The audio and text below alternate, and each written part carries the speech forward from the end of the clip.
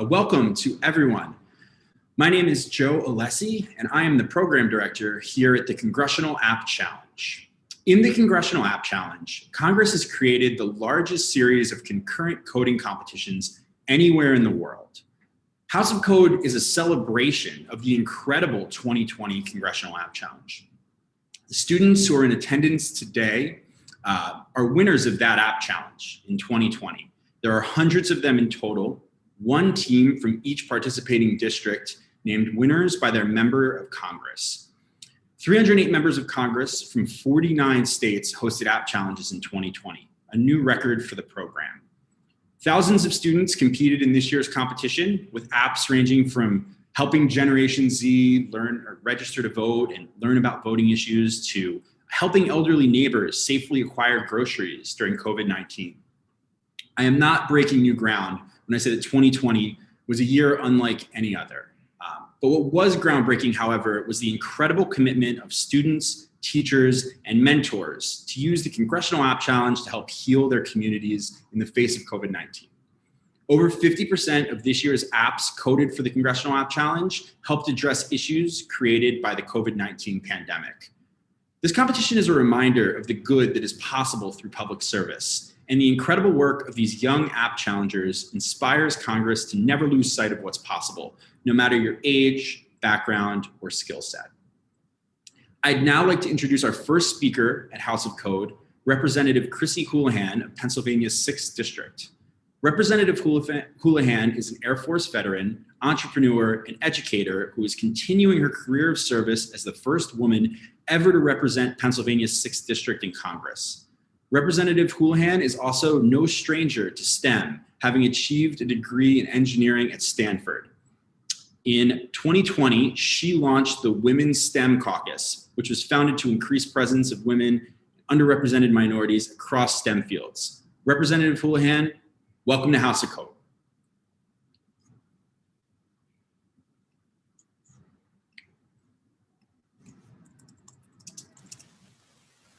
Sorry, I can't show my video, but I'll get started if that's okay. It says this host has stopped my video, so I will keep going despite the technology. Great, I think you should be able to share now. Let's try it now. We're all working through it. Oh, here we all are. Excellent. Excellent. Hi, Joe, and thanks so much for having me, and good evening to all of you coders. I'm really grateful to have the opportunity to congratulate each and every one of you. Even in the middle of a pandemic, your brilliant and creative spirits have shined through, and you've produced some truly exceptional apps for this year's Congressional App Challenge. And I would be remiss if I didn't have a special shout out to Great Valley High School's very own Srinakit, who, for his community app, We the Speakers, which helps students with public speaking and general communication skills. And I feel like that I'm in a virtual room with my own fellow nerds and geeks tonight, which is always a really good thing. As Joe mentioned, my name is Chrissy Houlihan. I represent Pennsylvania's 6th District in Congress, which is just outside of Philadelphia. And prior to serving in Congress, I was, like many of you, really passionate about STEM. When I was a little girl, in fact, I wanted to be Sally Ride. She was the first American woman in space. She inspired me to go pursue engineering at Stanford because that's where she went. And while I haven't made it to outer space quite yet, I did end up serving in the Air Force as an engineer and focusing on anti-ballistic missile defense. After my military service, I was able to join the business world and help to build companies in my community in Pennsylvania, applying a lot of technologies to that purpose. And from there, I went on to teach chemistry in North Philadelphia and on to improving early childhood literacy. And now I'm able to be here representing the people of my community in Congress. And it is so, so important for people, especially young people like yourselves, to understand how many doors a STEM education can open for you. So many of my friends in Congress are really genuinely shocked when they hear that I'm an engineer. And so it's up to you, the people in this room, to try to normalize the presence of people with STEM backgrounds in all kinds of careers. Some of you may go on to work in labs and research. Others will create the next viral app. Some of you may teach, and still others may become entrepreneurs and serial entrepreneurs. And maybe there's even a future Congresswoman or president here in the audience. My point is that studying STEM doesn't just teach you science, but it also provides you an array of problem-solving tools that will serve you in whatever career path you decide to choose. There isn't a day of lawmaking that goes by for me that I don't rely on my engineering background and training in some capacity. And that's why I'm so passionate about the Congressional App Challenge, because it helps to connect us as members of Congress to you all, the next generation of leaders. We're connected because of our shared interest in science and technology, because of our joint passion for asking how things work in the world, because of our penchant for solving problems to help those in our community and beyond. So I want to take a moment as well to acknowledge all the girls who entered the STEM competition as well, because right now there's still a huge imbalance in the STEM population. While women account for 52% of the college-educated workforce, we only account for 29% of the science and engineering workforce. And it's even worse when you look at engineering in particular, it's about 16% of the workforce. So those numbers are even lower when you look at women of color. So it's important that we continue to diversify our STEM community. Not only is it the right thing to do, but it's also the smart thing to do, because different perspectives will drive different creativity and ingenuity. And we certainly need that as a nation and as a planet. So I started my speech with Sally Ride, a woman who sparked my own personal passion for the sciences, but you can't be what you can't see. So it's more than ever important that our STEM community reflects the diversity of our country, and we will be made better for it. So to each of you, I extend my heartfelt congratulations and admiration. To say that this past year, as Joe said, has been difficult would be certainly an understatement, yet you stand here today having preserved, persevered, and followed your passion. The work we do here in Congress is about you, the next generation of inspiring leaders. Thank you to my fellow nerds and geeks. Stay safe and be well and be kind to one another. Representative Houlihan, thank you so much for joining us. That was great. Thank you for kicking us off today. We are going to continue on in the program now. And I just wanted to quickly mention one or two items before I hand this over to my colleague, Jack, who's going to be doing the next set of introductions. The first of which is, I'd be remiss if I did not mention the support of the generous support of our sponsors who help make this program possible. We have an incredible group of sponsors who help underwrite this program and make it possible for us to make this available to thousands of students nationwide. So for all of our sponsors, thank you so much for your support. We rely on it to continue to keep this program going, and we could not do it without you. I also wanted to begin the process of getting some interaction with the students. And so what I want to do now is launch one of our polls that has a couple questions. You guys can feel free to answer those. We want to see where you're from, what grade you guys are in, learn a little bit more about you. So I'll go ahead and launch that now. And I'm also curious whether, if we have some high school seniors in the room, where you're all planning to go to college. And so if you've already made your decision about college for next year, you've got plans to go, feel free to let us know where you're going by using the Q&A function. Just type in the college that you'll be attending, and we'll shout out some of the results. We'll see if we have any potential future classmates here. So with that said, I will go ahead and hand this over to my colleague, Jack West, who's the Congressional Operations Coordinator here at the App Challenge. Jack's going to be doing the next set of introductions. Jack? Thanks, Joe, and thanks to Congresswoman Chrissy Houlihan. It was great to work with her team. It was an excellent keynote, and we really appreciate her taking the time out today. But I want to say hello, everybody. Thank you all for coming. Thank you all to the members of Congress, congressional staff, our sponsors, and of course, all the students and their families for attending today. As Joe said, my name is Jack West. I'm the Congressional Operations Coordinator here at the Congressional App Challenge. This is my first House of Code that I've been a part of, and it's truly inspiring to see the ingenuity that all of the winners displayed in a year that's been marked by uncertainty and anxiety. On the congressional side, it's very refreshing to see a policy area that has gained extreme bipartisan support from all areas of the country. As you may know, we have 308 members of Congress that registered to participate this year. That was across 49 out of the 50 states, in addition to Guam, Puerto Rico, Washington, D.C., and the Mariana Islands. And I'm really eager to see our growth in 2021, and I'm really happy to be a part of it. I'd like to thank all of the speakers and their staff. They've all been great to work with, and I'm really looking forward to hearing all of their keynotes as we go on through the night. So without further ado, I'd like to introduce our next four speakers. all of which have had a tremendous impact on the Congressional App Challenge. First will be Congresswoman Suzanne Delbene. Congresswoman Suzanne Delbene has been the representative from Washington's 1st Congressional District since 2012 and is the outgoing Democratic chair of the Congressional App Challenge.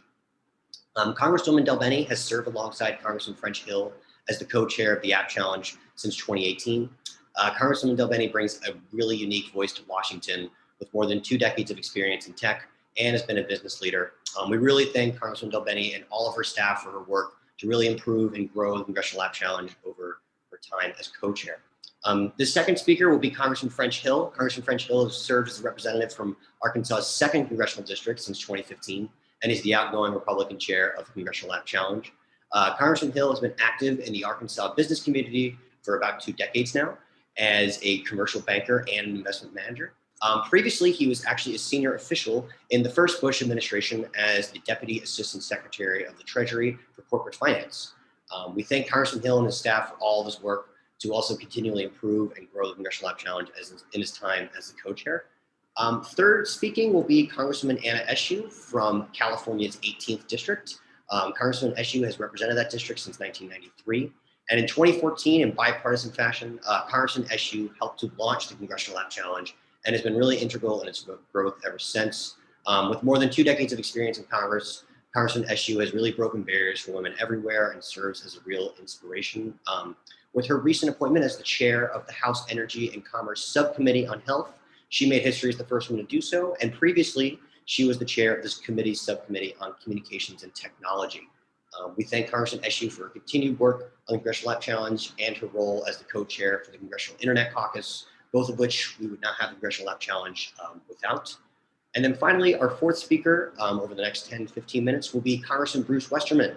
Congressman Bruce Westerman serves as a rep from Arkansas's 4th Congressional District. He's been so since 2015. Congressman Westerman has an extensive STEM background. He's graduated with a degree in biological and agricultural engineering from the University of Arkansas and a master's degree in forestry from Yale University. He was also named Engineer of the Year by the Arkansas Society of Professional Engineers in 2013. In Congress, Congressman Westerman serves on the Committee on Transportation and Infrastructure, and he serves as the ranking member on the Committee on Natural Resources. Additionally, he also serves on the Minority Whip team under House Minority Whip Steve Scalise.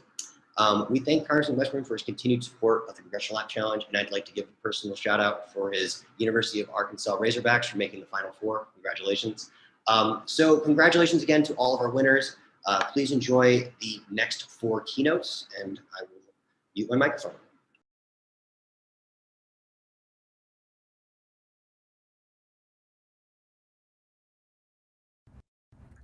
Hi, it's Susan.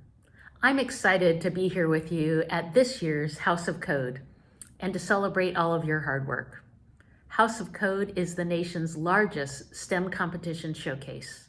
And thanks to students like you, the Congressional App Challenge is currently the largest student app development contest of its kind in the world. This past year, over 6,500 students entered the challenge, and you blew us away with what you were able to accomplish. From identifying diseases in agricultural crops to teaching 3rd graders math, your apps smartly approach the challenges we face today as individuals and communities and reflect your commitment to making the world a better place. Before coming to Congress, I had a long career in technology, starting in the early days of email.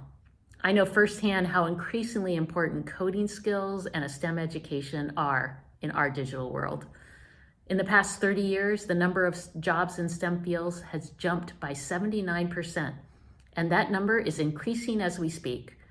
There will be roughly 10 million STEM jobs by 2022, half of which will be in computer technology.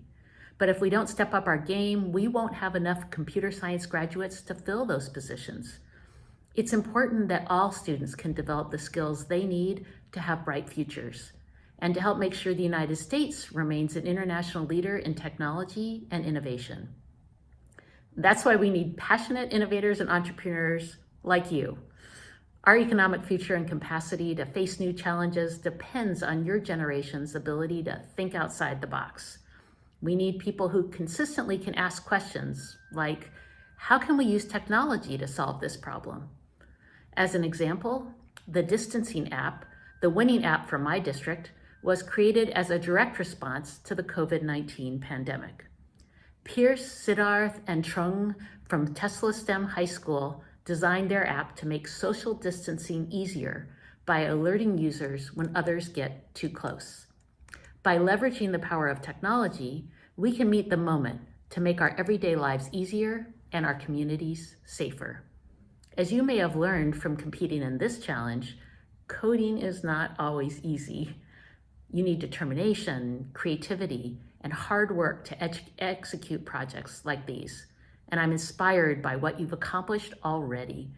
Finally, I want to give a special shout out to all the young women who competed this past year. As a co-chair of the Women's High Tech Coalition, a personal passion of mine is to make sure more women get involved in STEM fields where they are hugely underrepresented. In the United States, only 18% of computer science degrees are earned by women, and that needs to change. We need to create a culture that sets you up to accomplish anything you set your mind to, and we must create opportunities for everyone to fall in love with coding. To all our applicants, thank you for sharing your work and creativity with us. Whether you've been coding for years or this was your first go at creating an app, I encourage you to stick with it.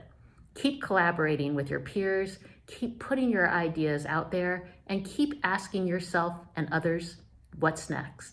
Congratulations on this incredible accomplishment. I look forward to seeing what you can do in the future. Stay safe, stay healthy, and enjoy the showcase.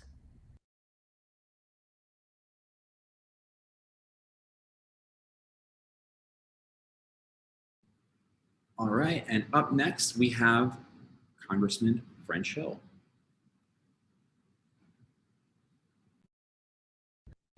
This is Congressman French Hill, and it's time to congratulate all the students across the country that participated in Congress's Congressional App Challenge for 2021.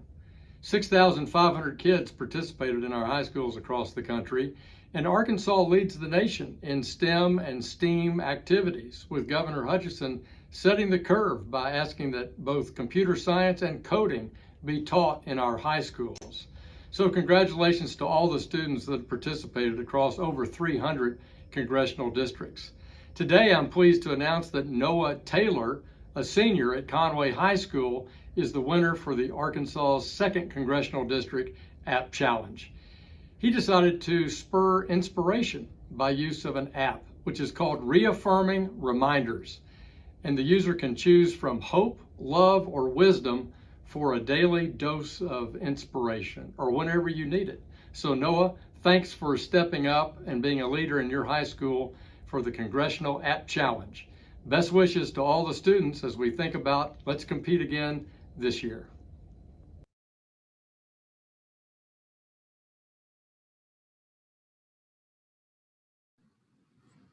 Up next, Congresswoman Eshoo.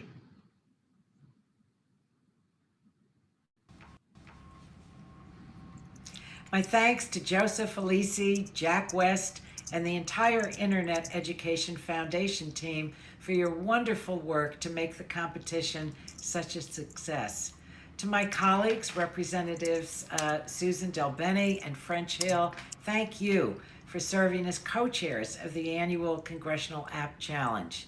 And greetings to all the students, the teachers, the parents that are joining us tonight at the House of Code event to celebrate your good work. I'm incredibly proud of the enormous success we've had with the Congressional App Challenge since I launched the competition in 2014. In 2020, in the midst of a global pandemic, 308 congressional districts participated in the App Challenge with over 6,500 students signing up to compete from across our country. Every student here representing a congressional district is fulfilling our vision in Congress to inspire, include, and innovate across the country to raise awareness around STEM, coding, and computer science education. Almost every story in the news today is about violence, the pandemic, economic injuries, but I'm here to tell you that I'm in the business of hope, and I think you are too. The students participating in the competition remind each of us about how important ideas are for our nation. Our framers shaped a nation not on religion, race, or ethnicity, but on ideas that keep renewing us. I'm proud to represent the 18th Congressional District in California, the innovation capital of our country, Silicon Valley. I received admissions to apps to record emotions for improved mental health, tools to keep off your devices, tutoring services for struggling students, and so many more. The winner in my district, Audrey Ha, and her app, Survey Hurricane, uses artificial intelligence to accurately and quickly identify damaged houses on aerial imagery of storm-impacted regions. Amid an incredibly challenging year, these students used their talents and resources to solve problems for others, remaining engaged, confident, and innovative in their genuine interest to solving the problems of our generation and theirs. So bravo to each of the students who participated in the 2020 Congressional App Challenge. Your ideas shape our collective future, and I congratulate each and every one of you. All right. And lastly, for this section, we have remarks by Congressman Bruce Westerman. Hello, everyone. I'm Congressman Bruce Westerman, representing Arkansas's 4th Congressional District in the U.S. House of Representatives. The Congressional App Challenge has always been one of my favorites. I'm looking forward to next year when we can do these events in person. But thank you for competing this year. You all are the future of innovation and technology in our country. It was America that produced the first car, the first airplane, the telephone, and countless other inventions. Our future depends on your innovation and ingenuity. I know that you will all do great things as you go off to college or to your future careers. But remember to always study, always to work hard, and always keep an eye out for the future and the things that you can do best. We're all behind you, and we really appreciate your work in the Congressional App Challenge. All right, and with that, I will now be handing it over to Tim Lorden, who is the Executive Director of the Internet Education Foundation, the organization that launches and runs the Congressional App Challenge each year. So Tim, take it away. Thanks, Joe. My name's Tim, and I'm the Executive Director of the Congressional App Challenge. And thank you for joining today, and thanks to all the members for participating, and all the shout outs to the girls who participated in the 2020 competition. So that's great. For this particular segment, want to introduce the next speaker, which is Congressman Rodney Davis from the 13th District of Illinois. It's no exaggeration to say that Rodney Davis is probably one of the most important members of Congress when it comes to the Congressional App Challenge. He sits as a ranking member on the Committee on House Administration, which authorizes the Congressional App Challenge. That committee also is responsible for putting up the display in the Capitol building that shows all of your apps for the entire year to people who walk the halls of Congress and do Congress's work in the Capitol building. So without Congressman Davis, there would be no Congressional App Challenge, and we are so grateful for him.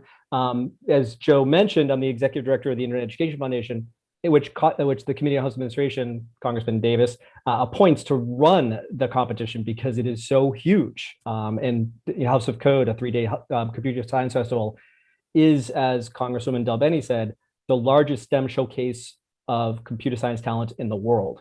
And these things take a lot of work. A lot of people went into it. And one of the most important people is Congressman Rodney Davis. And let me introduce Congressman, please. Well, Tim, thank you so much. Joe, thanks again. And thanks to everybody here. Look, this is such a successful program that's operating within the House, but the folks that have been leading this event for you today, trust me, wouldn't have happened without their leadership, without their effort, and without their advocacy coming to folks like me and our team to make sure we know how important this is to really train the next generation on how to move forward in STEM fields, how to be engaged civically, and also, how to actually figure out whether or not you want to participate in a competition. When we first started advocating for the Congressional App Challenge in my congressional district, I was just amazed at some of the products that came out of our high schools throughout central and southwestern Illinois. And as a matter of fact, I'm always inspired by mission statements. That's one thing that I've learned to appreciate as a member of Congress. And I'm really drawn and inspired by the mission statement that the Congressional App Challenge uses, and it's to inspire, include, and innovate efforts around STEM, coding, and computer science education. There's not better fields of study and more of need in this country to fill than what this Congressional App Challenge hopefully gets kids interested into the future that can have a tremendous impact on our future. I always enjoy going to schools pre-COVID and really congratulating, and in many cases surprising, the individuals who were named winners. And this year, our winner in the 13th District of Illinois is Trevin Van Hook from Normal, Illinois. And he created an app called the Fun Zone. I certainly hope I can get a chance to go see Trevin and the team that always participates at Normal West Community High School in Normal, Illinois. In 2020, we had 308 offices compete in the App Challenge with over 6,500 students that signed up to compete. This is the largest student app development of any kind in the world, and it's designed to inspire each and every one of you to pursue careers in STEM and computer science. Proud to be a part of it, but I'm also proud to say that in my district, we have many different opportunities for those of you who are engaged in this process to come study further. Come to the University of Illinois at Urbana-Champaign and work with their iSTEM initiative. Go find a spot at the National Center for Supercomputing Applications at the University of Illinois at Urbana-Champaign. Look at the opportunities with our University of Illinois Research Park. Also, where my kids are studying in college right now, Illinois State University. Their Center for Mathematics, Science, and Technology is second to none. In Bloomington Normal, the same area that Trevin is from, they have a STEM initiative with STEM education partnership within the Bloomington Normal Economic Development Council, McLean County schools, and local businesses. But if you want to stay close to the St. Louis area, come across a river and visit our Southern Illinois University at Edwardsville STEM Center. But I do want to end by saying this. Again, thank you to Joe, thank you to Tim and the entire team. But you learn a great deal when you go meet the students who may not have won the challenge. But I always go visit those who place second and those who place third. And just last year, before the pandemic hit, I visited my own high school, Taylorville High School in Taylorville, Illinois. And I got a chance to meet a young man by the name of Ben Thompson.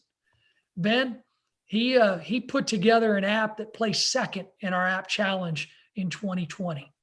And what I didn't know at the time before I met Ben is that I went to school with his parents. And I also didn't know he was joining the military to be able to afford to pursue a STEM education and a computer science education in the future. And while I was talking to Ben, a young student I just met, I informed him of the opportunities at our military academies.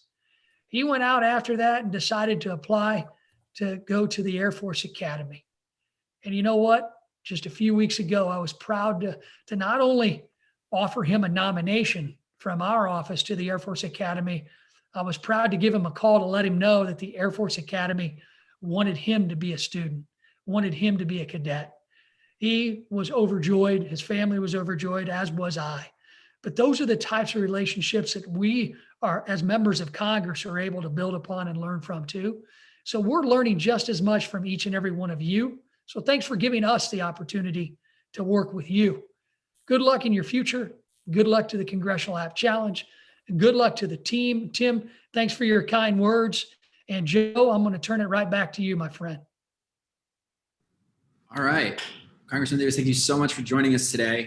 Thank you for the great remarks. It's really, as you said, so exciting to have an opportunity to visit and to meet with some of these students and some of the second and third place apps every year really go on to impress us. I know from our side, we've worked directly with some of the students who've placed second and third in the past to help us develop back-end pieces of our website, help us improve our mobile apps. And so really an incredible group of students. And, I know we're just honoring the winners, the first place winners today, but all of our app challengers are really incredible. And we're so proud of everything that they've accomplished thus far. So thank you again, Congressman Davis, for the remarks. And now we will go ahead and turn things over to one of our alumni advisory board members, whose name is Charlie Liu. Before we do that, I just want to quickly go back over some of the questions that we were looking at. I know we asked previously for our high school seniors. I see we've got a lot of them out there today. Let us know where you're going to college. We'll shout out some of the answers. We'll get to as many as we can. I see Jacob Heffington is going to be attending Arkansas Tech University next year. That's very exciting. James Bish is heading to Case Western or RIT Rensselaer. And then Michael Batavia is heading to Columbia, NYU, or SUNY Stony Brook, which are all amazing schools. So if we've got more high school seniors out there and you guys know where you're going to school, let us know and we'll shout you out. In the meantime, also, if you want to let us know what you guys have been working on recently, how the Congressional App Challenge has inspired you, go ahead and drop those in the Q&A. Let us know what the Congressional App Challenge has inspired you to do, and we'll shout out some of the best answers in between the segments. So with that, I will go ahead and hand this to Charlie. Charlie, are you there? Yep, thanks, Joe. Yeah, take it away.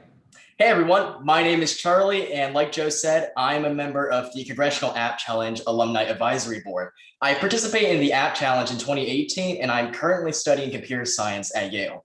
It is my pleasure to introduce Morgan Reed, who is the president of ACT, the App Association, which is a key sponsor of the Congressional App Challenge. He is a respected expert on the intersection of government and technology, and Morgan strives to give a voice to small technology companies through the App Association. Morgan, thank you so much for your support for the App Challenge, and I'd love to hand it over to you now.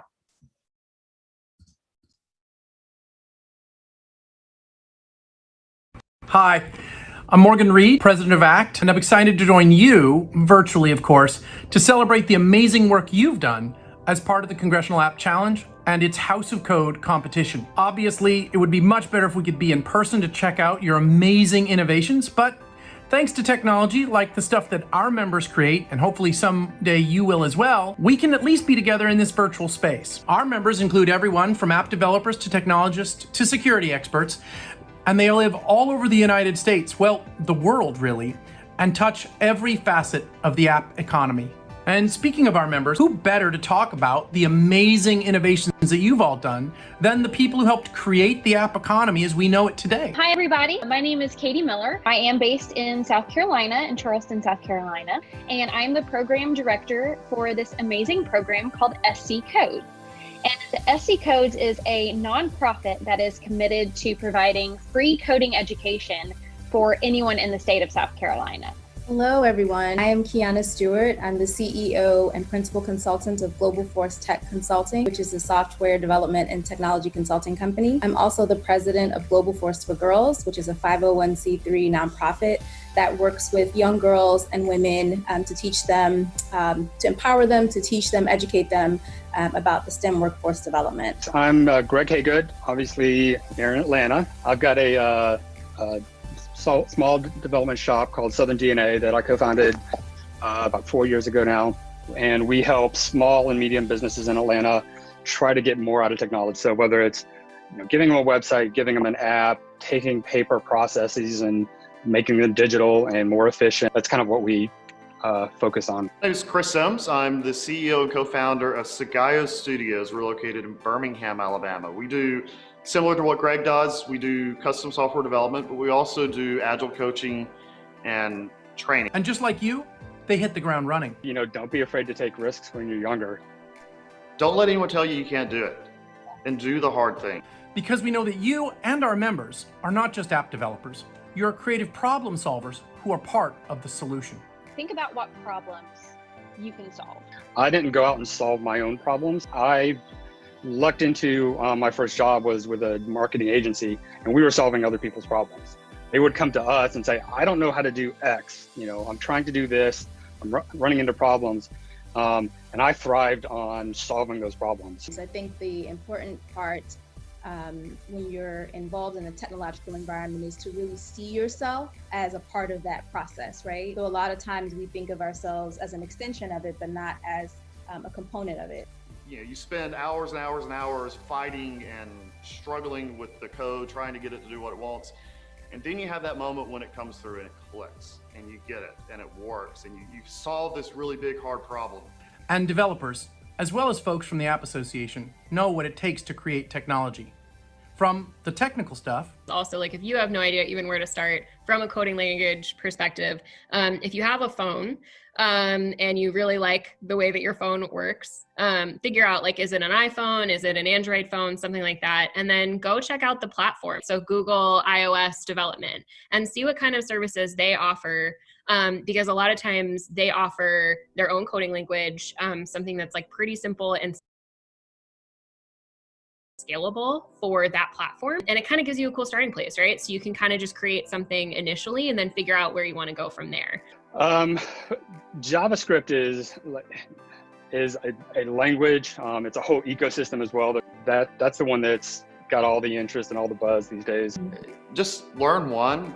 The reality behind programming languages is once you learn one and you learn how the constructs work, the next one is easier and the next one's easier. To sound business advice. Don't try to build the Facebook of apps from day one. Build something that enables, some friends to talk to each other and then start layering on to it.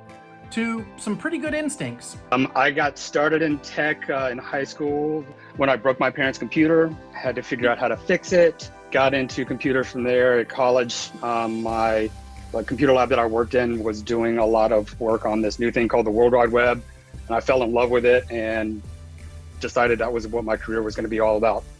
And the soft skills. I've had many of these employers say, if they don't know our specific tech stack, A-okay. But I want to make sure that they are going to work well with, people who are from all kinds of different backgrounds, who may be technical, who may be not technical. Are they going to show up on time? Just those basic things are extremely important. And if you don't have those with the technical skills, it'll only get you so far. So I think being an active listener, in addition to that, being a great communicator, being able to, take information and synthesize it and analyze it and then process that and present it back out, to your clients or to whomever you're speaking with about their technology needs. I would say those two are definitely skills that, are necessary being in this space and environment. To the practical, kind, and inclusive.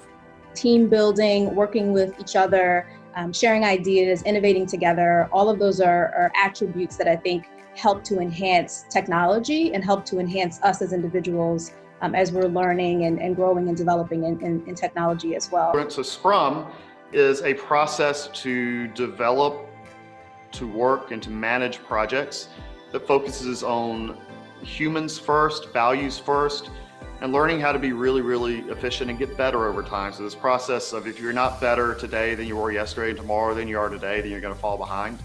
But pushing yourself with focusing on that human in the center. Our members show up because we know it's everyone's responsibility to create a stronger, more diverse community of developers. So we know that there are definitely diversity issues within the tech industry. And so what we're doing is working with Black and brown young women and girls to really educate them, to empower them, and to train them to be able to not only have those really solid technical skills, but to also develop a sense of belonging and understanding about how to use those skills and talents once they're actually in a STEM career, right? As a mentor in residence and instructor in the Office of Innovation and Entrepreneurship at GW, I have a lot of opportunity to interface with some really bright, amazing, smart, talented young women who, when they saw me, would say, we don't see ourselves, right? We don't see ourselves reflected. We're in offices and classrooms and engaging with predominantly men. And so we're just excited to have you to hear. Literally the last month, I worked with someone on every continent except Antarctica. So global awareness. So no longer is it okay to be in a small town and not understand what it's like to work with someone in China or with India. and understanding the cultural differences that come in there, because that's a very normal part of where the world is going to, and I think it's only going to get more. As to the old stereotypes about coders, we don't subscribe to those. No longer do we have programmers are hidden in the basement, and they're the trolls that everyone's afraid to go down to the basement and fight. That's not the way it is anymore. It's very much a group communal effort, and I love that aspect of it. But we couldn't talk about all the good without talking about what threatens our industry the most. We fully believe that one of the largest risks to the future of the American economy is nothing other than our inability to build great tech talent. Thankfully, we have programs like the Congressional App Challenge and students like you who can continue to drive innovation and change our industry.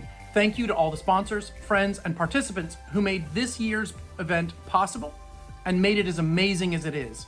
Without you, we wouldn't have the best thing about our industry, our members, the developers, and you. One of the many cool things about being in the tech space is just all the wonderful people you get to meet, and around the world, literally around the world, getting to meet just amazing people and work with them and help them. On behalf of ACT and our members, thank you.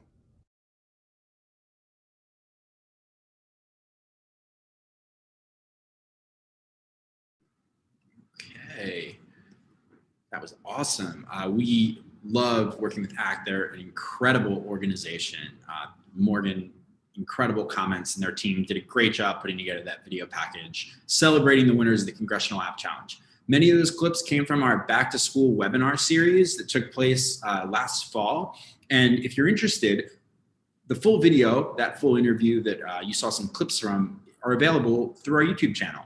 So if that's something that interests you, if you want to hear more from some of those speakers, feel free to go and check that out. So with that said, let's go ahead and check in on the Q&A form. I'm seeing some really great quotes come in about how the App Challenge has inspired you. I'm going to hold on those for a little bit longer. And so if you've got a great story about how the App Challenge has inspired you, feel free to drop that in the Q&A box. I've also got some more universities here. I see Ian McDonald is attending the College of William and Mary for computer science. We'd love to see that you'll be studying computer science at a great school. It's very exciting, Ian. And then I see Julia is attending UC Berkeley next year. UC Berkeley holds a special place in our program's heart. We work very closely with UC Berkeley and their Cal in the Capital program, and they've brought us amazing interns over the past few years that have helped to really improve this program. So enjoy your time at UC Berkeley, and if you're looking for an internship in the future, obviously we'd potentially love to host you here. So with that, I'm going to go and turn this over to Maida Gupta, who is another member of our Alumni Advisory Board and a previous App Challenger as well. Maida, are you here? Yeah. Hey, Maida, how are you? Doing well. How are you? Doing well. Thank you for joining us. I know you're going to do an introduction here, and so I'll go ahead and turn it over to you, but thank you so much for joining us.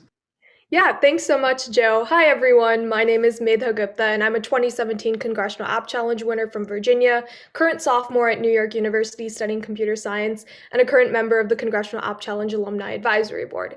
It's my pleasure to introduce our next speaker, Lieutenant Colonel Lamkin. Lieutenant Colonel Lamkin is a graduate of Howard University and received his commission through Air Force ROTC Detachment 130. Lieutenant Colonel Lamkin has served as a cyberspace operations officer for 15 years, completing tours in network defense with the Defense Information Systems Agency, network exploitation with the National Security Agency, offensive cyberspace operations with United States Cyber Command, and multiple deployments supporting the 101st Airborne Division at Bagram Air Base, Afghanistan, and USS OCOM in Oman, Jordan. He's currently working cadet admissions for the second year of the JROTC Cyber Academy and will begin squadron command at Keesler AFB this summer. Lieutenant Colonel Lamkin, the floor is yours. Thank you so much. Awesome. Thank you so much, man. I really appreciate it. It's always nice to hear fun things you've done. So thank you for doing that. On that same note, I also like to give a thank you to Jack West and Joe Alessi for inviting me to be a part of this. This is truly awesome. I'm ashamed that I didn't know that it existed until about 2 months ago, but I'm extremely happy to be a part of it. While I'm throwing out thank yous, they may not be with us, but Representative Houlihan, awesome fellow airman, thank you to her for her service, and Representative Davis for making more airmen. It's truly awesome. You'll see if you ever run into an airman, we're a proud bunch, and we like to see more of us come about. So awesome. But the focus of why why I'm here. First of all, to say congratulations to the winners of the Congressional App Challenge from their respective districts. I think it's awesome that you're involved, and I'd like to give you, if you will indulge me, just a few tips that I think could help you continue to be successful. Clearly, you're already on a good path, and I'd be happy to maybe give you something that may be good. So tip number one I'll share with you is always know who you're talking to. So, context is everything. So for me to just spit words at your ideas doesn't mean too much. So I'd like to just tell you a little bit about my background. I'm in a very, very rare group of people. My parents were both educators. My dad was an AP computer science teacher as well as AP calculus when I was in high school and continued that. So I had a slightly different vantage point of what computing was and what coding was, because it was just a natural part of my everyday life. Literally speaking, it put food on the table. For most of you, I'm guessing that wasn't the case. So kudos to you for your curiosity and your completely, I think self-driven interest to drive you to be a part of this. I think that's absolutely incredible. I'd also, have to mention the fact that I'm in the Air Force, and I love that as well. And thankfully, the Air Force is a great place to marry up an interest in cyber and also an interest in which is huge. So I noticed that some of the apps that were generated were you're trying to support your fellow students, you're trying to make things a little bit better. And I think that really at the core, that's what we're trying to do in the military. That's kind of the core of our service. So you guys are already on a good track to helping out the country. And you probably didn't even know it yet, but kudos to you. So I have to be really, really honest with you guys. I was a little bit nervous, and gals, I was a little bit nervous for multiple reasons. I had multi-pronged levels of nervous, with the first one being, oh my gosh, I'm going to give my name and face to all these people that do development work. If they want to hack me or go against me, I won't even stand a chance. I mean, these dudes, these folks are really talented, and here I am talking to them. I hope I don't say anything wrong. But then after seeing the group and the amount of effort that you put into the apps and the nature and the feel of really trying to be helpful, it kind of put that concern a little bit at ease. It's a bit dangerous that I scroll through your submissions when I did, because as a cyber dude myself, so full background, I was actually a political science major undergrad, and then did a master's in security later on after working in the Air Force. I was just completely dumbfounded and pretty humbled by a lot of the winning submissions that I saw just from your 1 to 3 minute video clips. So that's awesome. The American in me says, I'm happy that you folks are part of our, that you guys are on our team. The airman in me says, man, it'd be really cool if we could tap into that talent. And I think that's a super awesome opportunity. So what we collectively as American citizens, and I think this has already been referenced by a couple of folks, is we need to close the gap. We need to narrow the deficit of computing and IT jobs that we have in our country. Clearly, you folks are on the right path. So maybe I'm preaching to the wrong ones, but I would say tell your friends, bring folks along with you, because that'll help make our job that much easier. The reason that we need you to be good, we need you to start, which you already have, and we need you to be good. It kind of goes to my background a little bit, which Ms. Gupta was kind enough to tell you. I've worked in defensive cyber operations, and the key thing between both of those, the reason that both of those roles are just opposite sides of the same coin, they're all based on how good of a developer you are. Okay, so if you're a good developer and I do defensive cyber operations, you make my job really easy. If you're an okay developer, then you make my job a little bit harder, because if there are mistakes in your code, they flush out as vulnerabilities to bad guys. And like I said, unfortunately or fortunately, the opposite side of that coin is that's also the enablement for offensive cyber operations as well. So what I would really like the most, and if I can give you a message or some motivation for tip number 2, it's to really, really hone and perfect your craft, because you are the reason that cyber defense exists, that cyber offense exists, and that this entire infrastructure is an environment, is a domain for us to exist in. So thank you for that. And again, I'm super happy that you're on the right path. So I'll just pass you a few more things before I leave. And this can apply to you as a future developer. This can apply to you as a future business person, as a future artist, whatever you count yourself as. I would 100% suggest that you continue to both feed your technical side and your technical development, but also feed your creative side. So if you decide to be a developer, then I absolutely need you to be very, very good at your data sanitization. Don't make holes in your code in your memory allocation. Don't leave easy targets. Or do another bit of development again, and someone asks you to do this challenge and you see it. I hope at the very least it gave you a perspective of how to be a better user, because clearly no matter what, users are always the weakest link in our security chain. So if you're dev, be good. If you're just a user and you don't develop another thing, be knowledgeable. And regardless, keep being creative and keep putting time into it. And in the process of doing that, I will give you just a few more tips before I sign off. The first one is super fun. Be extremely selfish, all right? Be very selfish. Be extremely selfish with your time and where you choose to spend it, and hold yourself accountable to when you're doing what you're doing.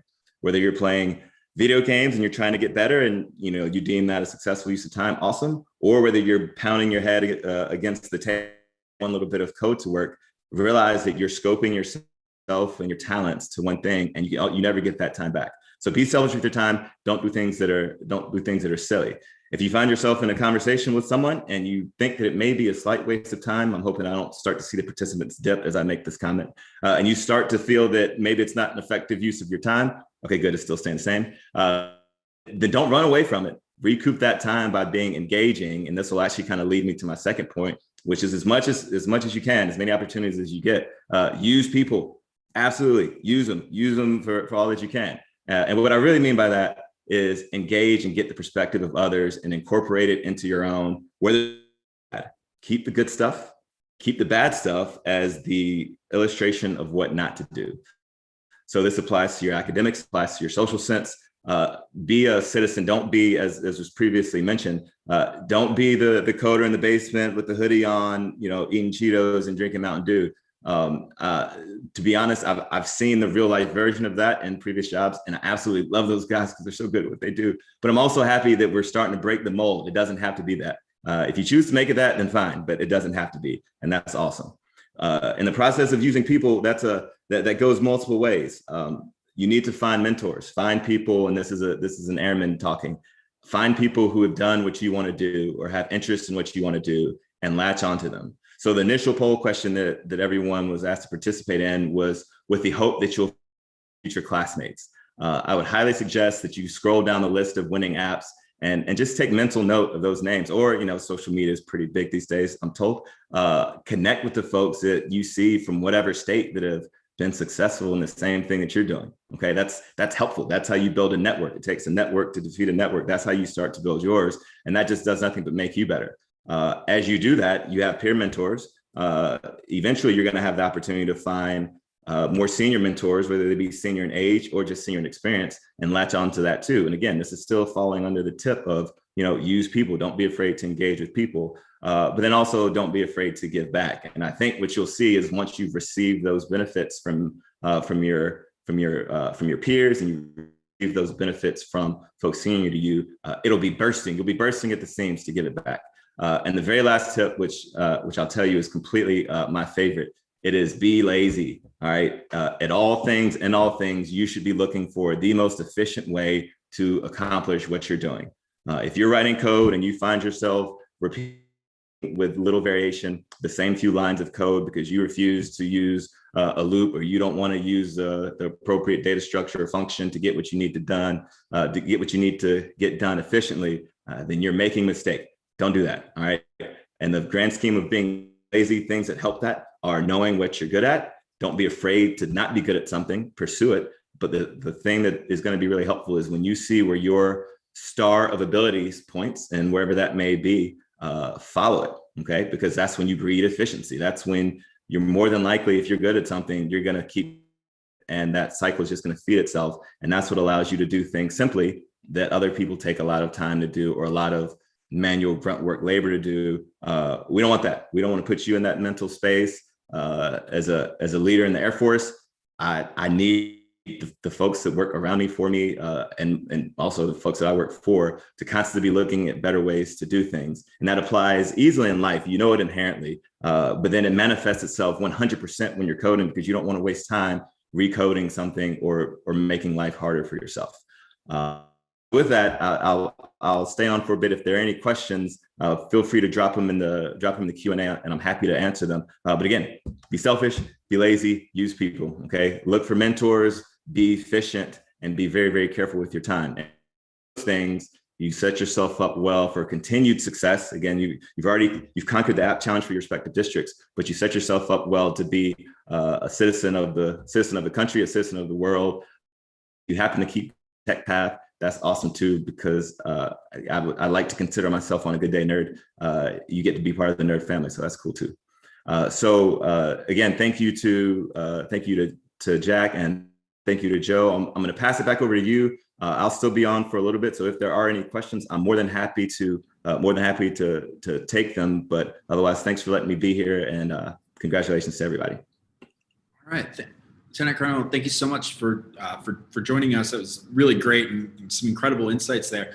I've got a question for you as we wait for some others to come in the Q&A chat. Obviously, service has been a major part of your career, and you hinted at this, hoping to try to get some students involved in that. If you had to pitch why some of these high school students who are looking to looking at colleges and trying to figure out what they want to do professionally, if you had to pitch them on why they maybe should become an airman and what kind of future would exist there, what would you tell them? Well, it depends on how much time you got. I don't know how much time you got, but I would say, first and foremost, this is, I love my service. I'm not speaking on behalf of the entire Air Force with this comment or my other ones, but I can say from a very personal sense and from the sense who I think has shared interests with many of our participants. The pitch is easy. Airmen, we love education. We love learning. We love putting folks in position to continue to develop themselves and get skills. In case you're not aware, we've made changes within the military to make it more palatable for folks to pop in for a few years, get experience that they wouldn't otherwise get. Like many of the jobs I've had that I'm proudest of would be illegal for me to do as a civilian. So that's really cool. You have opportunities to do those things. You have opportunities to have those skills and that talent development paid for. And I would find a hard reason, if you just know that you want to be in the coding realm completely, because we will ask you to do some things that are outside the coding realm at times, because that's what we do.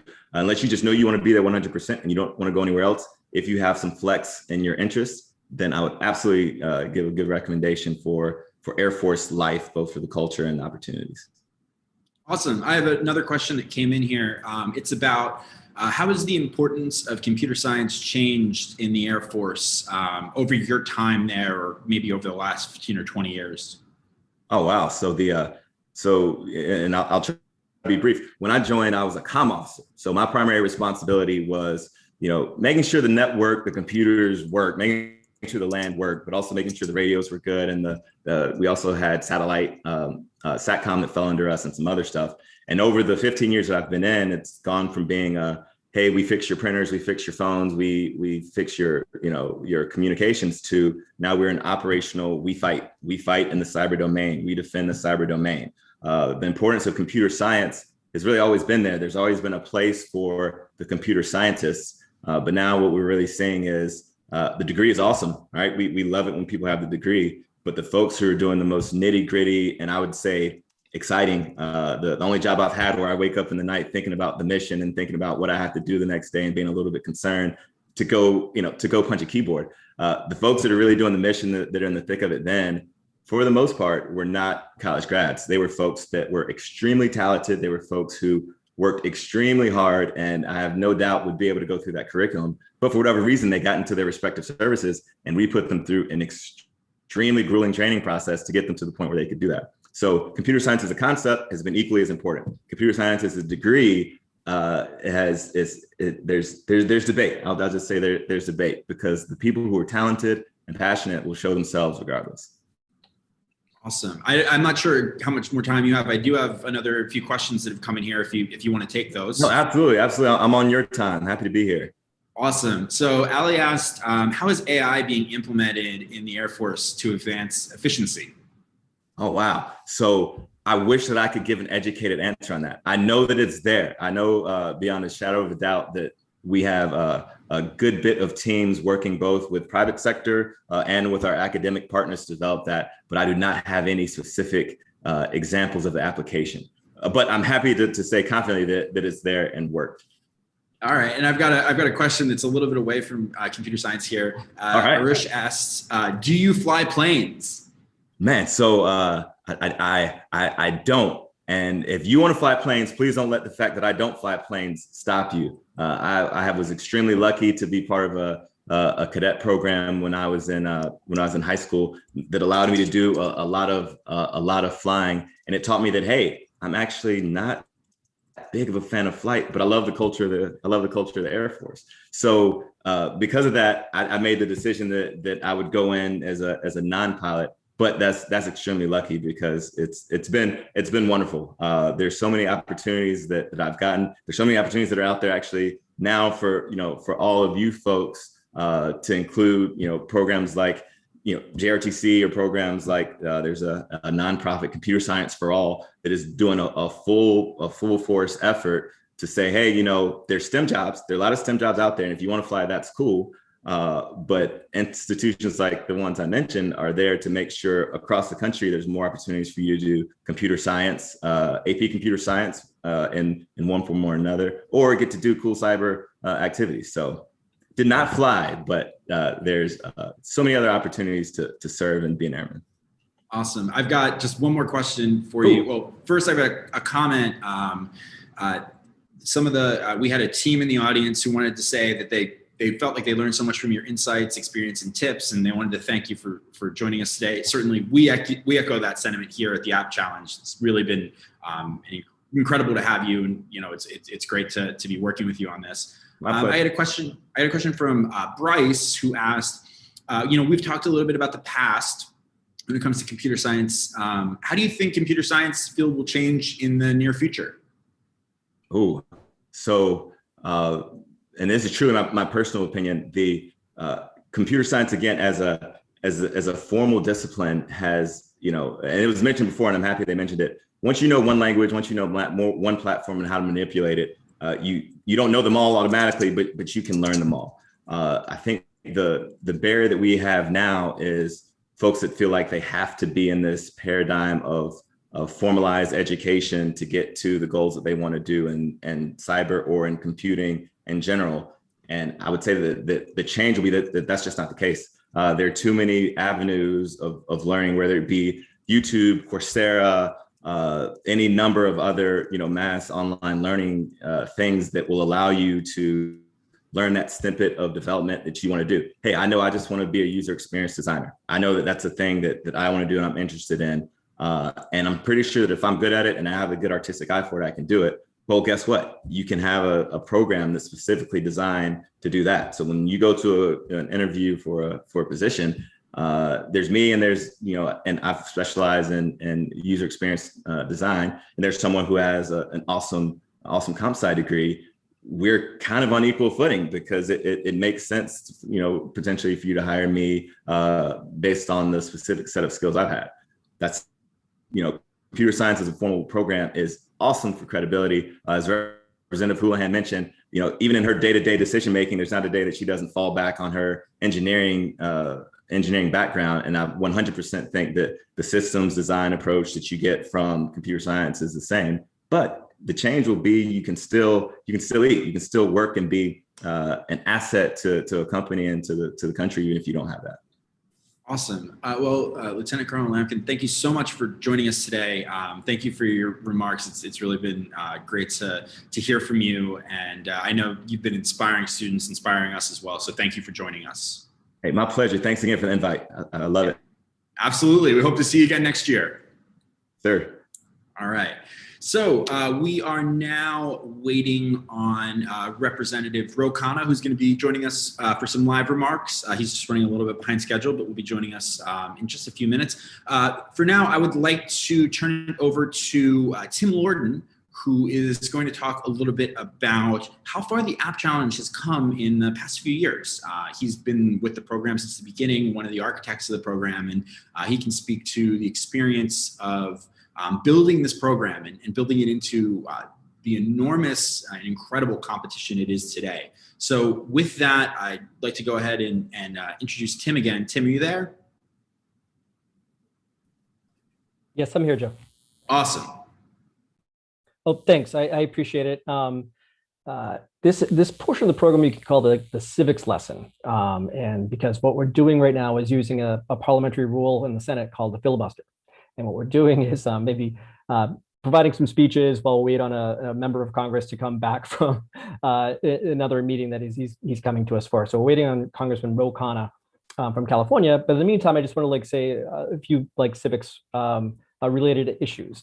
Number one is that we're filibustering. And number two is that while Joe said that I made this competition as huge as it is, it's not true. I'd love to take credit for it, but the fact is that the strength of the competition is that this year, 310 members of the House of Representatives signed up to host a competition in their congressional district. Each one of the winners is from a specific congressional district in the United States. And it's not just districts that are in major urban tech centers like Boston, Austin, Texas, San Francisco, California, Ro Khanna's district, which is San Jose, or Washington, D.C. Rather, a third of congressmen that host competitions are from generally rural districts. And oftentimes competitions like this don't reach those districts. Each member of Congress, there's about 320 million Americans.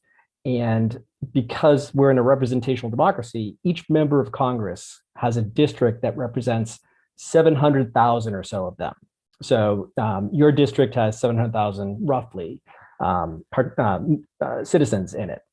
So the winners of the Congressional App Challenge for each one of those districts is the winner of that district, which represents 700,000 people.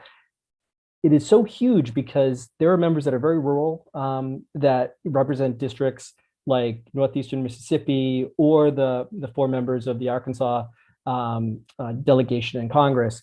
That is why this competition is so huge, is because these members have chosen to try to inspire their specific constituents in their district to participate. And as Congresswoman Houlihan mentioned, and Sally Ride's statement, which is, if you can't see it, you can't be it. So hopefully the idea that you can code an app, win your district's competition, and have your app displayed in the US Capitol building, hopefully that'll inspire even more of you in the future. So if you could help us spread the word and help the members spread the word in your communities, among upcoming students, maybe that are younger than you, that this is a great thing to do. It's a really great thing to put on your resume. The fact is that this is the most prestigious prize in student computer science. When you become an adult, you can try to win the Turing Award, which is pretty awesome. But if there's a more prestigious student computer science prize out there, we have not seen it and we have researched it. So congratulations to all of you. But let me just turn it back over to Joe, who's going to introduce our next speaker. All right, Tim, thank you so much. Yeah, I think there's a lot of really incredible insight and advice there. I'm actually going to be passing it over to one of our favorite supporters of the program, Apple, who's been a long time supporter of the program and supporter of computer science education in general, to introduce our next speaker. And so I will go ahead and turn it over quickly to our friends at Apple to do the introduction. And then after that, we'll be hearing from Representative Ro Khanna.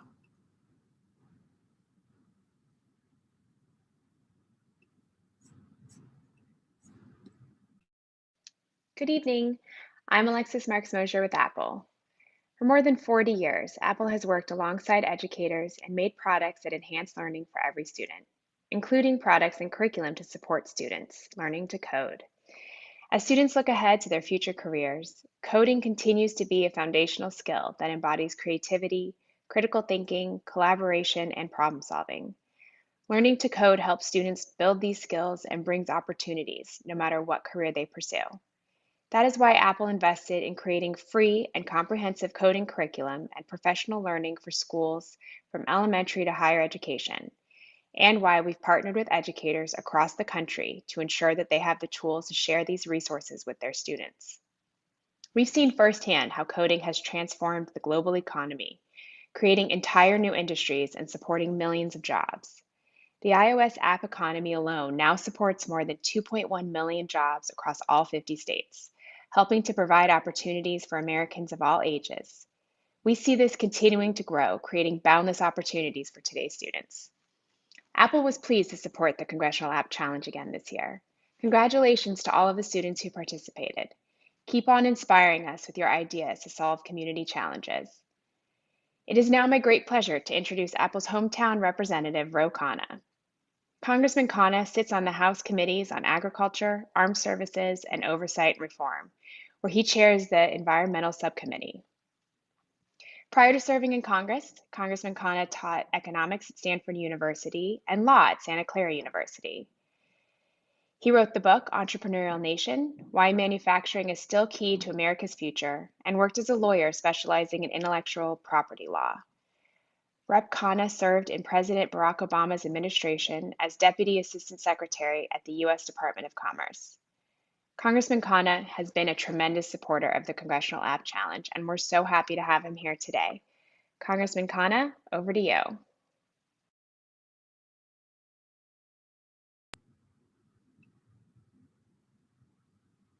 All right, and we've got Representative Khanna here.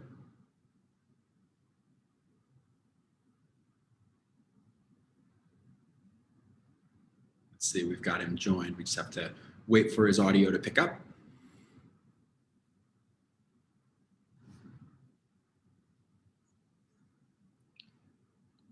We're about a year into this virtual space pandemic. I don't have to tell the students in attendance that, as they've been working through what classrooms, remote classrooms look like and how difficult that has been. And so, obviously we know that technical hiccups happen. It looks like we may have lost Congressman Khanna from our session. And so it seems like he may be having some technical difficulties. What we'll go ahead and do is, as soon as he's ready, we will welcome him back to the session. But in the meantime, we'll go ahead and we will move to the next set of speeches. So with that, I want to go ahead and Jack, are you with us? Are you ready to go for the next set of introductions? Yeah, definitely. Thank you, everybody. I believe we might have had some technical difficulties with Congressman Connor, but we thank him and we hopefully see him in a few minutes. But I am going to introduce our next three speakers, all three of which have had a great impact in the Congressional App Challenge and have helped us out tremendously. So first up will be Congressman John Kacco. Congressman John Kacco represents New York's 24th Congressional District, the Syracuse area of New York. Previously, before becoming a congressman in 2015, Congressman Katko was an assistant United States attorney who led the Organized Crime Division at the U.S. Attorney's Office in Syracuse. Currently, Congressman Katko serves on the Committee on Transportation and Infrastructure and is ranking member on the Committee on Homeland Security. This is actually going to be Congressman Katko's first time speaking at House of Code, but we have worked with him in the past as he has done some of our other conferences as well. We thank him so much for his support of the App Challenge and his continued work in the cybersecurity field. Next up will be Congressman Jared Huffman. Congressman Huffman represents the 2nd Congressional District in California, right above San Francisco. He has been that representative since 2013. Prior to serving in Congress, Representative Huffman served in the California State Assembly. He currently sits on the Committee on Transportation and Infrastructure and the Select Committee on the Climate Crisis. He also chairs the Subcommittee on Water, Oceans, and Wildlife. He's very big on the environment, and we thank him for all of his work. We thank Congressman Huffman for his continued support of the Congressional App Challenge and the excellent apps that his district provides. And then finally, we'll have Congresswoman Dina Titus. Congresswoman Titus represents the Las Vegas area of Nevada, the 1st Congressional District. She is a proud member of the House Committees on Transportation Infrastructure and Foreign Affairs, and also Homeland Security. She's been a very long time supporter of the Congressional App Challenge, and we thank her a lot for all of her support and all of her work. So without further ado, Joe, if you'd like to, actually, I believe we may have Congressman Khanna here. Let's just see if we can get him on. Yeah, he seems to have reappeared. Congressman Connor, if you can hear us, feel free to unmute. Yeah, my video is disabled, and then the link that they sent me didn't work. I think Jack can fix the video issue for you, so you should be able to turn on your video now.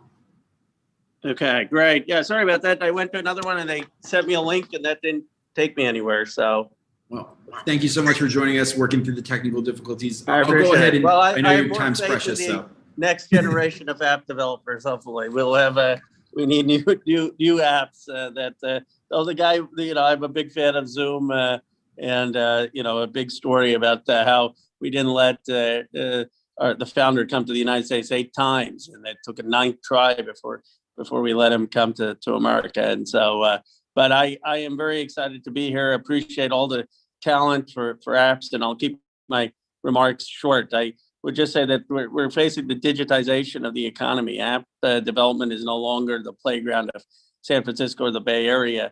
App development is something that's going to transform every industry, whether it's digital design and construction, whether it is manufacturing, robotics and AI, whether it's telehealth, whether it's entertainment with Bandshop or TikTok or YouTube.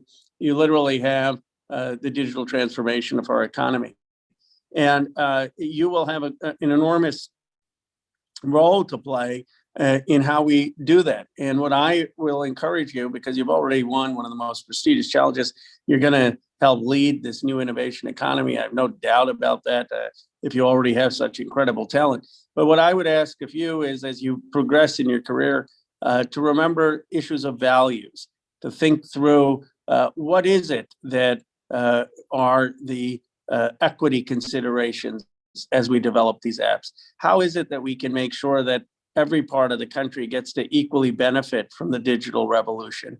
How is it that we can make sure that we don't become too susceptible to automation, where we're losing jobs without thinking of fulfillment and good jobs for the future for everyone? How do we make sure that we don't automate to the point where we're depriving people of agency and autonomy, as is happening in certain parts of our workforce? The issues of technology are the substratum of society, but ultimately what makes a society is not technology, it's values. And the question for our time is, how do we take the enormous innovation and put it in service of ideals that make us a better democracy? So you have shown exceptional promise. You are at the vanguard of innovation and leading our economy. I want to congratulate you and just take a moment to pause on the enormous achievement. I mean, you have Apple Computers, leading innovative company, recognizing that achievement, and all of Congress recognizing that achievement. Your family should be very proud. And then think about yourself already as a leader, as someone who knows more than 0.01% of the population about the new technology, and your role and responsibility in our democracy to help make sure that our values, decent values, humane values, help guide the new digital revolution. Congratulations. I look forward to your leadership. Thank you for what you have done and the leadership you've already shown. Representative Khanna, thank you so much for joining us today. Thank you. Thanks. Sorry for the snafu, and glad we made it work. Yeah, it's great to have a chance to have you speak to the students. Thank you again for joining us. Thank you. All right, so we will go and we'll move on here. I know Jack did some great introductions for our next speakers. Up next is Representative John Kacco, and I will go ahead and get to his speech now.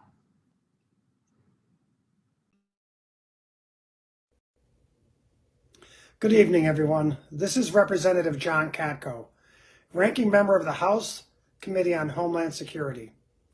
I just want to take a moment to congratulate you on winning the 2020 Congressional App Challenge. More than 6,000 students from across the country participated in the challenge this year, and you've stood out from your peers. From coming up with an idea, to coding an app, to presenting it to members of Congress, each of you has shown creativity, determination, and skill. You should be incredibly proud of what you've accomplished. Perhaps most inspiring is that more than half of you recognized challenges in your community caused by COVID-19 and created apps to address it. That's just wonderful. Some of you created apps to improve the virtual learning experience. Others help foster a safer shopping experience for at-risk individuals. This is the innovative spirit we need to solve big problems in America. People like you can pioneer advancements and discover new things that will have a lasting impact. With the skills you're learning in school and through competitions like these, the opportunities are absolutely endless. Think about it. Students participating tonight could go on to cure cancer, design programs for Apple or Microsoft, become CEO of a major company, or maybe even become a member of Congress, God forbid. Cybersecurity is one of the greatest threats of our time. It is critical to nearly every aspect of our way of life. Right now, cyber attackers are targeting schools, libraries, and even hospitals, and are looking to exploit vulnerabilities in their systems. Cyber threats clearly have real-world consequences, which is why it's so important to have talented people who can help us solve the problems of tomorrow. We live in a digital world, and that's why I'm so encouraged by your interest in STEM and computer science. It bodes well for the future of our country indeed, our economy, and our homeland security to have people like you learning these valuable skills. Again, congratulations on winning the 2020 Congressional App Challenge, the largest student app development contest in the entire world. I encourage you to stay involved, learn as much as you can, and always look for ways you can add value. I have no doubt you have a bright future ahead of you. Thank you and take care, and may God bless you all. All right. And up next, we have remarks from Representative Jared Huffman. Hi, everyone. I'm Congressman Jared Huffman from California's 2nd Congressional District, and I want to thank the Congressional App Challenge staff and the Internet Education Foundation for supporting this year's competition. Also, I want to thank all of this year's participants for your submissions. We got some great work product from California's young minds. And through this global pandemic, we've really seen the importance of technology more than ever before. Our computers and tablets and smartphones have kept us socially connected despite our inability to meet in person and to work and learn with each other in person. Video conferencing apps and other programs have ensured that key sectors of our economy continue to function through this national crisis, and they've helped students like yourselves successfully continue your education. This pandemic is just one example of the amazing ability technology has to solve problems. And every year I am so inspired by the amazing apps that students come up with in this nationwide challenge. Students in my district have created graphing and other school-related programs, technology simplification tools, and games and entertainment-based applications. Our winners this year in California's 2nd District, Beck Lorsch and Amrit Baveja, created an amazing contact tracing app that allows educators and school administrators to track symptomatic COVID cases so that they can aid school reopenings. They worked with local public health officials and school districts to ensure that they were building something that could be deployed. And they offered it for a fraction of the cost that you would pay a private developer. It's through STEM education that students like you have the opportunity to gain skills in this key sector, and I am committed to supporting more funding to ensure that our schools get the support they need. We just passed the American Rescue Plan, and it was signed into law by President Biden. This bill provides new resources for schools to reopen safely and also creates funding for more broadband access to keep students connected. Our work is not done yet. I'm ready to do more in this Congress to make sure that you have the resources you need to continue your work in STEM. It is an honor to see the work that you've accomplished, and I look forward to seeing what you do next. All right, and next we have Representative Dina Titus.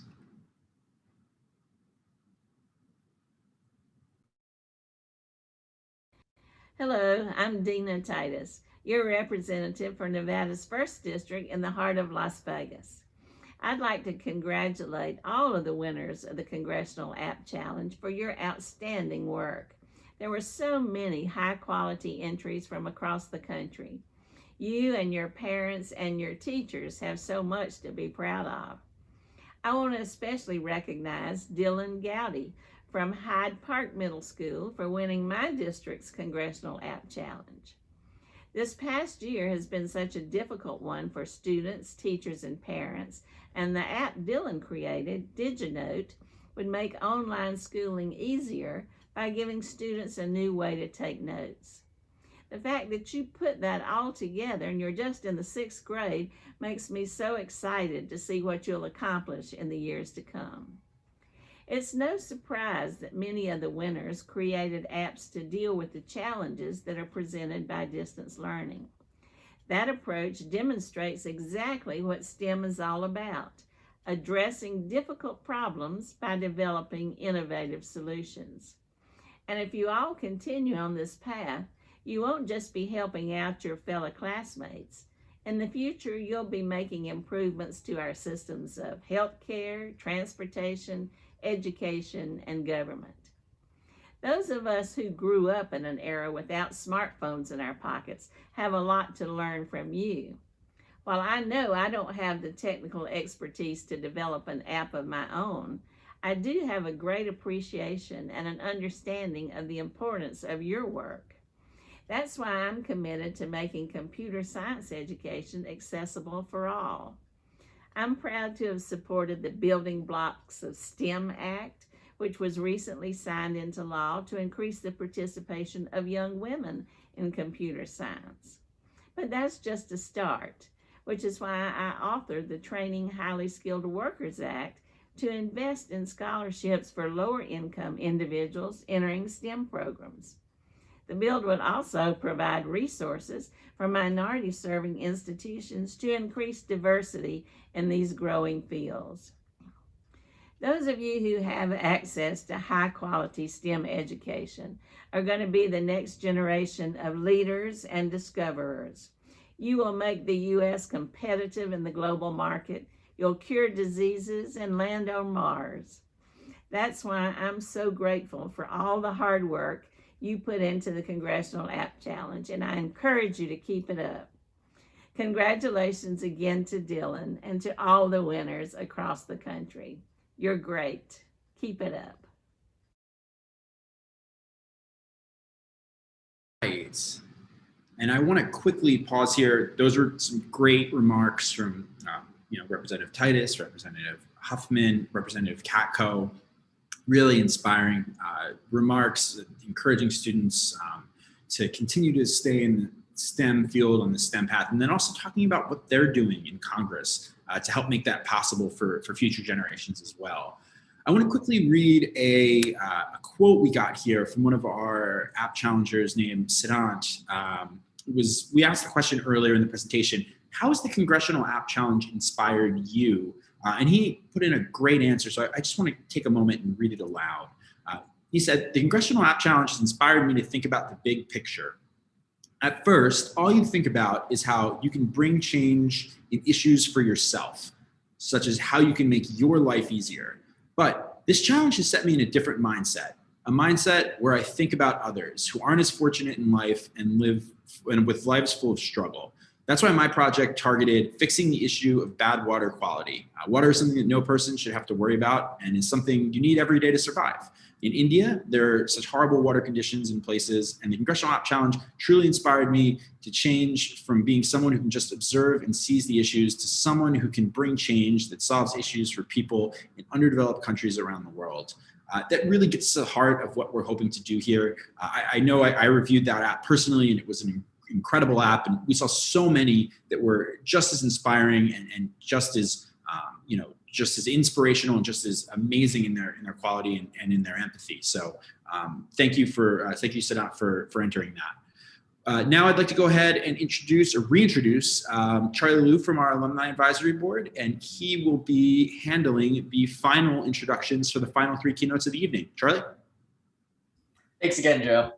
I'd love to introduce our last 3 speakers for today. First up, I'd love to introduce Representative Young Kim.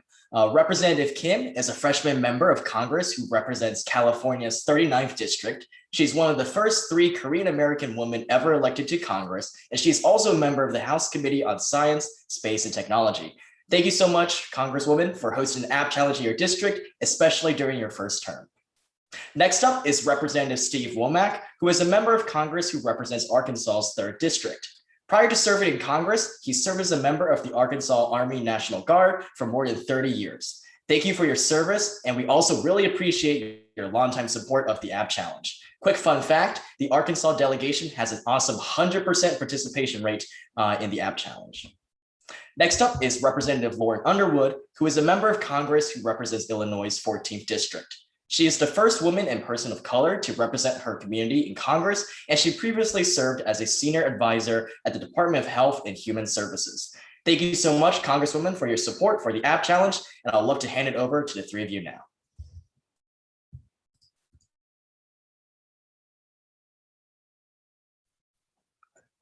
Hello, everyone.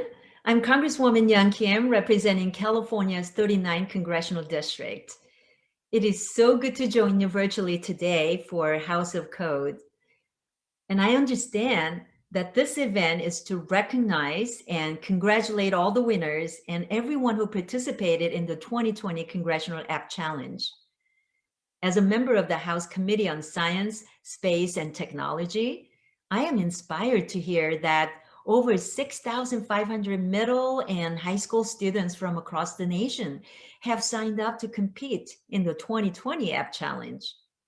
Congratulations. This demonstrates that you are resilient and the future of our nation.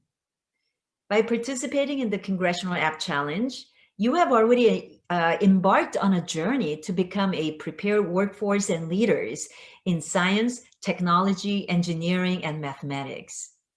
So keep up the great work.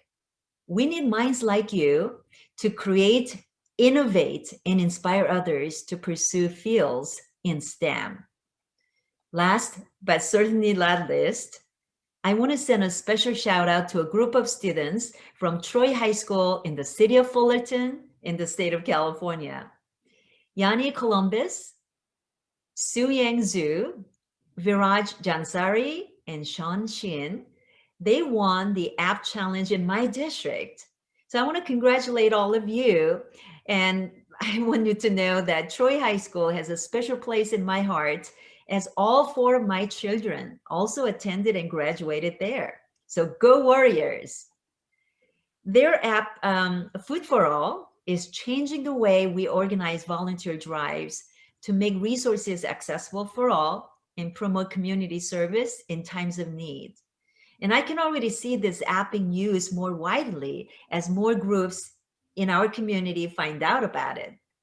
So again, it's an honor to represent you in the United States Congress, and I look forward to seeing all your accomplishments moving forward. Thank you. All right. And up next, we have Representative Steve Womack.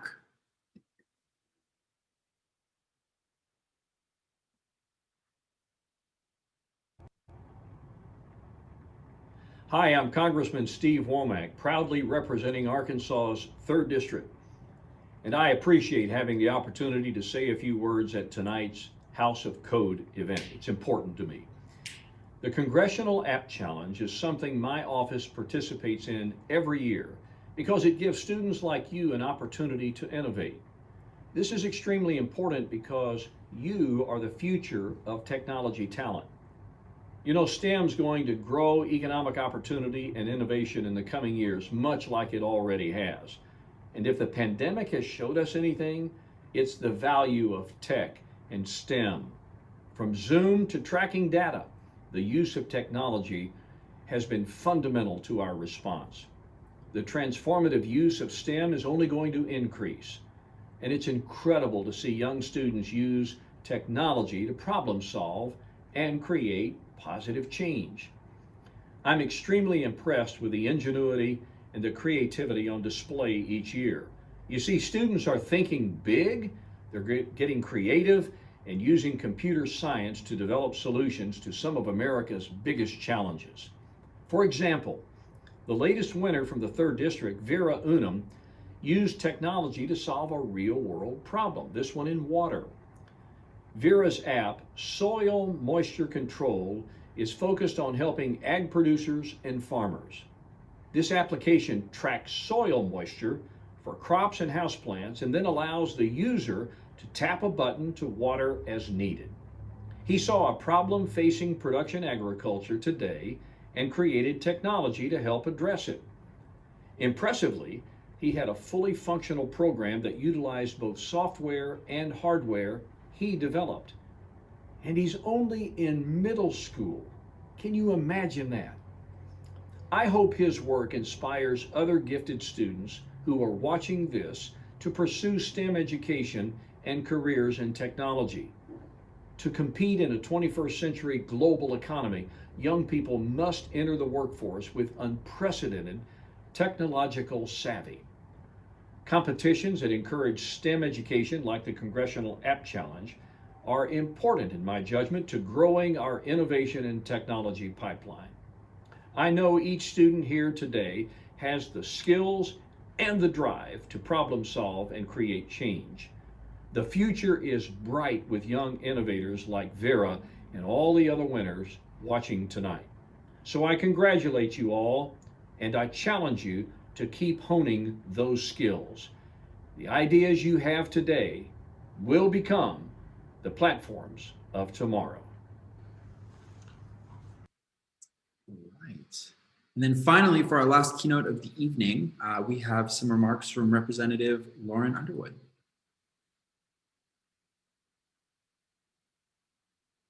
Hi, everyone. I'm Congresswoman Lauren Underwood, and I'm from the 14th District of Illinois. Welcome to the annual House of Code. I wanted to take a moment and congratulate all the winners of this year's Congressional App Challenge. I can't believe over 6,200 students nationwide have participated in this year's App Challenge, coding over 1,850 fully functioning apps. One of the reasons I enjoy the Congressional App Challenge is because it gives us an insight into what drives our young people, how you view the needs of the community and world, and how you seek to improve it. When my office hosted our Congressional App Challenge last year, almost every single app was designed to address a challenge facing our community. For example, one app addressed the coin shortage by connecting local businesses with community members. Another app offered a way for individuals to keep track of their medications and remind them when to take them. This is why I have so much optimism for this next generation of leaders. You see a problem, then you roll up your sleeves and do something about it. I know that this past year has been tough. The pandemic has taken a psychological and emotional toll on all of us. But despite all of that, you managed to collaborate with one another and create some impressive apps. My district is home to so many fantastic leaders in STEM, and we're home to Fermi National Laboratory. My first year in Congress, I gave a House floor speech about Arya Soha, who is an engineer and now a member of the Strategic Facility Assessment Team at Fermilab, and she's doing some incredible work. Despite the high demand of jobs in the STEM field, women are still underrepresented, especially in engineering and computer sciences. We must continue to encourage students to pursue STEM and give them the tools that they need to follow their passions. Those entering the computer science field are more critical than ever in contributing to local, national, and global success. I'm committed to ensuring young people have the resources to pursue an interest in computer science and supporting programming that develops the future leaders of this nation, you. Thank you all for sharing your creativity and passion for computer science. I hope you enjoy this year's House of Code, and great job, everybody. Keep up the good work. All right. And that brings us to the end of our presentation this evening. I want to quickly talk about House of Code as it will go for the next few days, as while this is the end of our Kickoff and Keynote Session, this is not the end of House of Code 2021. Tomorrow, we have some incredibly exciting events. The first of which will be select members of Congress who hosted member-student interviews. They'll be releasing them over their social media channels. These should be incredibly exciting and fun to watch. So look out all over social media for people using the hashtag House of Code tomorrow to check out some of those interviews from members of Congress speaking directly to their winners, and again, released online. Tomorrow afternoon and early evening, we are hosting a STEM Inspiration Fair with 17 incredible organizations who will be speaking directly with Congressional App Challenge winners from 2020. These range from universities, top 50 computer science universities across the country, to some of our favorite nonprofits, to sponsors that we work very closely with. And we are so excited to have an opportunity to introduce to the students who are taking part in this year's House of Code event.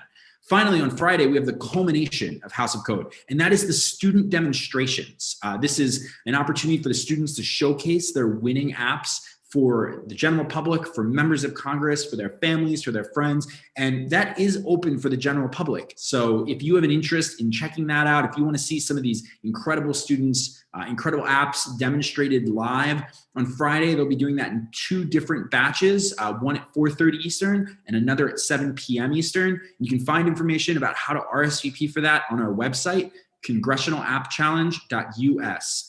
Finally, this evening, I'd like to thank all of the speakers, all of the members of Congress who spoke, as well as Morgan Reed from the App Association and Lieutenant Colonel Lamkin.